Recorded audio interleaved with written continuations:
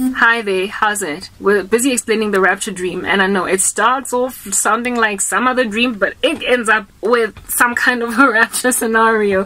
So hang in with me. So in the previous part, I was telling you guys about my feeling of foreboding when I arrived in Botswana, in this dream of mine, and how it is that I just felt like I had lost quite a lot. And there was also a strong sense of I didn't tell my family members. They didn't know. Ingati, I ran out of there. Like, I ran out of South Africa. Like, I left there upset. I left there with a mission to handle my family. And I also left there having finally just like accepted or capitulated to the fact that they don't care about me. And so for me to just go and marry some dude in another country, they wouldn't care. They wouldn't even notice. However, there was a very deep sense of loss in my heart. And that is exactly the way that I feel in waking life. Because I never, for the life of me, signed up to lose all my family. And when it happened, I was never content with it. I always try to reconcile to them.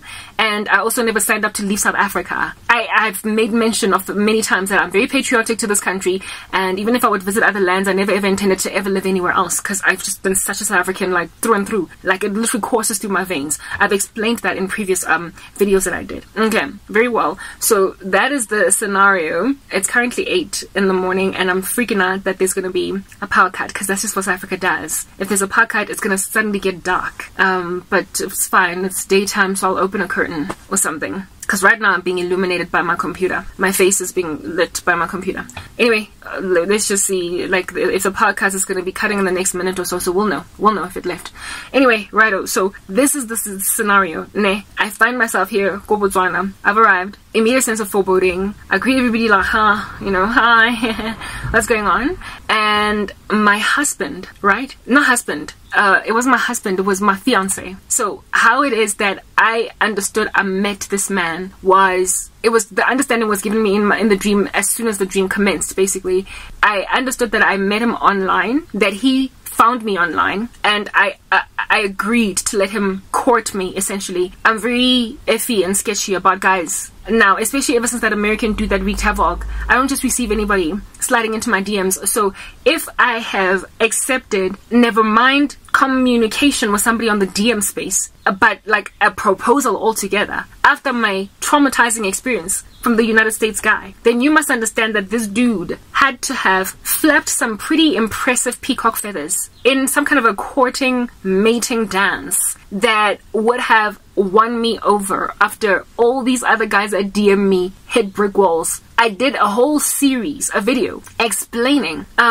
my procedure now when it comes to meeting guys, especially online. I am isolated, right? So I can't trust that I'm gonna meet a dude in the office or whatever, because we all know that that's not happening, right? Or go get a gang, like I'm literally isolated. So if I'm gonna meet a man or get married, I'm highly likely probably gonna meet him on the internet, because that's where I'm thriving and I'm busy and people are watching me. So I have not written off meeting a dude online, even though the first one essentially turned out to be a little bit of a psychopath, right? But because of what happened with my initial experiences, I've now got this like protocol that I now am gonna follow. Ignore all DMs unless I seriously would be happy to consider the dude as a prospect. And the only way that I would ever be serious to happily consider a dude as a prospect is if his social media life appears super godly, first and foremost, and he would have to, his pursuit of me would have to just, I don't know, kind of like, I don't know, like, he has to be like, who is this guy? Abraham? Servant, rocking up in the land of, like, Rebecca's dad, to go and fetch her, and she would have to be like not milking, sorry, but like the one cheeky that gives the camels water at the river there and offers the dude a plate of food and motel stay overnight. You know how Rebecca was sourced for Isaac? I went and was like, next time the dude has to have the kind of understanding or vision or prophecy or leading as Abraham's servant who rocked up to go and get Rebecca for Isaac, for me to accept him as a prospect. So when dudes DM me, I'm looking for all different kinds of such signs, right? And on top of that, like I said, I have to study the social media. Yeah, this guy, you get, yeah, man, it's just like I'm traumatized. So I got like a whole protocol, and I've explained it in some other videos, so please go check them out, okay? Yeah, type establishment thing. So the dude would have to be on his game and not a Jesus. Like, that's what's good. Alright, so if this dude prospered to get me all the way to landing in Botswana, touching down in Botswana. Maybe it's Gaborone Airport, or is that in Lesotho? Destinations this are belonging to certain countries and so embarrass ourselves.